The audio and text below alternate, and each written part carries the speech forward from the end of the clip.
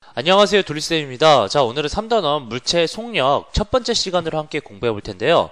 오늘 함께 공부할 문제는 운동이란 무엇이며 운동은 어떻게 나타낼까요? 라는 문제를 가지고 함께 공부해 보도록 하겠습니다. 교과서는 102쪽, 103쪽이고요. 실험 관찰은 46쪽에 있는 내용입니다. 여러분들 공부할 때 그냥 강의만 듣는 것이 아니라 교과서랑 실험 관찰 꼭 같이 놓고 복습한다는 거 잊지 않기 바랍니다. 자, 먼저 여기 공부할 문제를 살펴보니까 운동이라는 말이 나왔어요. 이 운동, 우리가 알고 있는 축구, 농구, 뭐 이런 것들을 말하는 것이 아니라 여기서는 좀 다른 뜻으로 사용되고 있습니다. 그래서 한번 살펴보도록 할게요. 운동이란 무엇이냐면은 시간에 따라서 물체의 위치가 변하는 것을 말합니다. 시간에 따라 물체의 위치가 변하는 것. 자, 이때 위치란 무엇을 말하냐면은 기준점으로부터 정해진 방향과 거리를 말합니다. 물체의 운동을 나타낼 때에는 여러분들 물체가 운동하는 데 걸리는 시간과 그 다음 위치 변화를 말해야 합니다. 자, 이렇게 운동에 대해서 한번 알아봤는데요. 우리 그러면 교과서 102쪽에 있는 내용을 한번 알아보도록 할게요.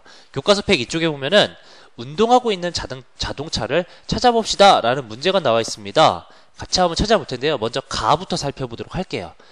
가 그림 보니까 0초일 때 이 나무를 기준으로 해서 자동차가 여기쯤 위치하고 있네요. 그 다음 1초 후에 보니까 아까 그 기준으로 삼았던 나무를 기준으로 봤을 때 자동차 위치가 변한 것이 아니라 그대로 있습니다. 그래서 가는 운동을 하지 않고 있는 것이고요. 그럼 나 그림 한번 볼까요? 자, 마찬가지로 나무를 기준으로 한번 삼아 보겠습니다. 나무를 기준으로 했을 때 자동차가 0초일 때는 여기쯤에 위치하고 있는데 1초 후에 아까 그 나무를 기준으로 했을 때 자동차의 위치가 변했습니다. 자, 이렇게 시간의 지남에 따라서 물체의 위치가 변하는 것을 우리는 운동이라고 했는데요. 나그림이 바로 운동을 하고 있는 자동차가 되겠죠. 시간에 따라서 물체의 위치가 처음에는 나무 근처에 있었는데 1초 후에는 나무에서부터 조금 더 멀어졌습니다. 그래서 나그림이 운동하고 있는 자동차가 될 겁니다. 한번 그러면은 같이 정리해 보도록 하겠습니다. 자동차가 운동하고 있는 증거는 어떤 것들이 있냐면은 먼저 시간 0초에서 1초 후 이렇게 시간이 지났고요. 그 다음 기준점을 우리 잡았죠. 아까 선생님이 나무로 잡았습니다. 나무. 자, 가그림은 나무를 기준으로 움직이지 않았고요. 나그림은 자동차가 나무를 기준점으로 했을 때 위치가 변했습니다. 그 다음 방향, 그 다음 거리. 자, 이 거리는 자동차의 위치 변화가 되겠죠. 자, 이렇게 우리 운동하고 있는 자동차를 찾아봤는데 자동차의 운동을 한번 설명해 보도록 할게요. 자동차의 운동은 시간에 따른 자동차의 위치 변화로 나타낼 수가 있었죠. 0초에서 1초 후 자동차의 위치 변화로 나타낼 수가 있었는데 여기서 위치는 어떤 것을 말하는 것이냐면은 기준점으로부터 방향과 거리로 나타낼 수가 있습니다. 자, 기준점은 선생님이 아까 같이 알아봤듯이 이 나무를 기준으로 해서 우리 알아봤었죠. 그 다음 자동차의 이동 거리는 자동차가 운동한 거리를 말합니다. 자, 우리 교과서 103쪽으로 와서 한번 같이 공부해 보도록 하겠습니다. 먼저 교과서 103쪽에 굵은 글씨로 나와져 있는 것을 우리 한번 밑줄 쳐볼 텐데요. 같이 한번 보면서 밑줄 치기 바랍니다. 103쪽 첫 번째 줄 한번 같이 밑줄 쳐볼까요? 운동이란, 자, 운동에다가는 동그라미. 그 다음 밑줄 한번 같이 쳐봅시다. 시간에 따라 물체의 위치가 변하는 것을 말합니다. 밑줄. 아까 선생님이 이거 맨 첫 번째 슬라이드에서 얘기했었죠. 그 다음 계속해서 밑줄 한번 쳐볼게요. 위치는 기준점으로부터 정해진 방향과 거리로 나타낸다는 거. 자, 이렇게 운동에 대한 뜻도 한번 같이 알아봤는데 밑으로 한번 와서 우리 그림 한번 같이 볼까요? 밑에 생각해 볼까요? 라는 부분을 보면은 문제가 하나 나와 있습니다. 선생님 문제 한번 읽어볼게요. 민서는 20분 동안 파란색 점선을 따라서 학교에서 집까지 이동하였습니다. 교차로의 중앙을 기준점으로 하고 처음 위치, 나중 위치라는 말을 이용하여 민서의 운동을 설명해 봅시다 라는 문제가 나와 있는데 이거 한번 같이 살펴보도록 하겠습니다. 문제에서 보니까 기준점을 어디로 잡았냐면은 교차로의 중앙으로 잡았네요. 여기를 기준점으로 했네요. 여기를 빨간색 점이 있는 부분을 기준점으로 했습니다. 이 기준점을 중심으로 해서 처음 위치, 나중 위치라는 말을 이용해서 민서의 운동을 한번 살펴볼게요.